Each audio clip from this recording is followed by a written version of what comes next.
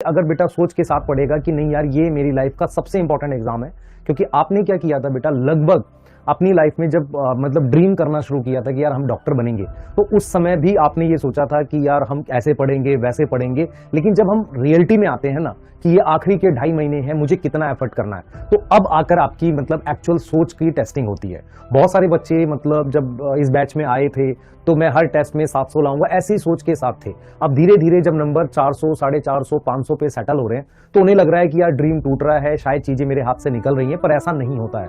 मैं अभी भी बोल रहा हूँ, आप में से बहुत सारे बच्चों के मैं इंटरव्यू ले रहा हूँ मतलब नेक्स्ट ईयर, और मैं पूछूंगा कि बता बेटा क्या, तो तुम खुद बताओगे तुम कि सर 400, 450 के आसपास भी आ रहे थे, पर आपकी हमने बात सुनी और हम लगे रहे लास्ट तक, मतलब डटे रहे, घबराया नहीं। बहुत सारे बच्चे मुझे मैसेज कर रहे हैं कि सर कोई स्ट्रेटेजी बताओ, कोई तरीका बताओ, कोई गाइडेंस दे दो कि सर क्या करें। देख बेटा, गाइडेंस क्लियर है, तुझे लेक्चर देखने हैं, उसकी डीपीपी सॉल्व करनी है।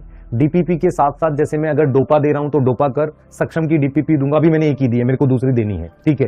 वर्कशीट दे दी है तो वर्कशीट सब लोग बना लो। अगर वर्कशीट के सारे डाटा आपको याद है तो वो आपको मतलब चैप्टर आ रहा है, ठीक है, इससे आपका कॉन्फिडेंस डेवलप होगा। मैं आपको अभी एक वर्कशीट और दूंगा कंप्लीट चैप्टर की, उससे क्या होगा, आपका बहुत ज्यादा कॉन्फिडेंस डेवलप होगा वर्कशीट से। और सक्षम की टोटल 3 डीपीपी, तो मतलब कितनी हो जाएगी, 3 सक्षम की डीपीपी और 2 वर्कशीट। अगर एग्जाम से पहले बार बार आप उन्हीं को रिवाइज कर लेते हो तो भी आपका बहुत सारा डाटा रिवाइज हो जाएगा। तो इस तरीके से बेटा इसको लेकर चलना है। अगर आप मतलब पैनिक करने लगोगे ना तो सिलेक्शन नहीं होगा, मैं क्लियर बोल रहा हूँ।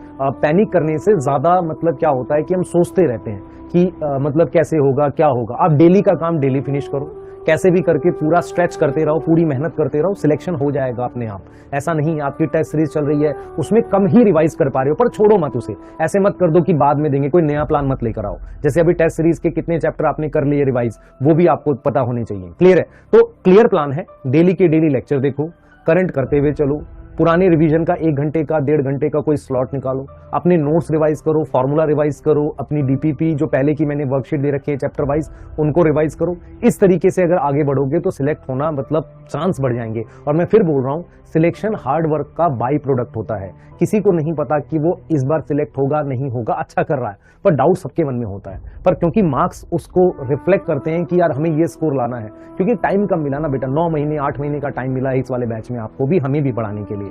तो आप खुद सोचो कि 2 महीने का सिलेबस हम 7 महीने में पढ़ा रहे हैं, क्या कंटेंट कम पढ़ा रहे हैं? मतलब बहुत कम आपको पढ़ा रहे हैं? कोई नहीं कम पढ़ा रहा, आपको कंटेंट उतना ही पढ़ाना है हमें, क्योंकि सिलेक्शन के लिए उतना कंटेंट जरूरी है। तो आप किसी भी टीचर की इंटेंट पे, नियत पे शक नहीं कर सकते कि वो आपको गलत गाइड कर रहे हैं। सभी लोग पूरी मेहनत कर रहे हैं तो आपको भी पूरी मेहनत करनी पड़ेगी। क्लियर है? बताइए। तो आपको इस प्रॉमिस के साथ जाना है मेरे साथ इस लेक्चर में कि आप पूरा एफर्ट करेंगे, कोई दिक्कत नहीं है, हम फ्यूचर को नहीं जानते, पर जो करंट है, फिर मैं रिपीट कर रहा हूं कि जो करंट अगर आप अच्छा करते हुए जा रहे हो, डेली का डेली काम करते हुए जा रहे हो, तो फ्यूचर आप बदल सकते हो। लेकिन पास तो नहीं बदल सकते ना, जो बैकलॉग हो गया उसको कैसे बदलोगे? क्लियर है?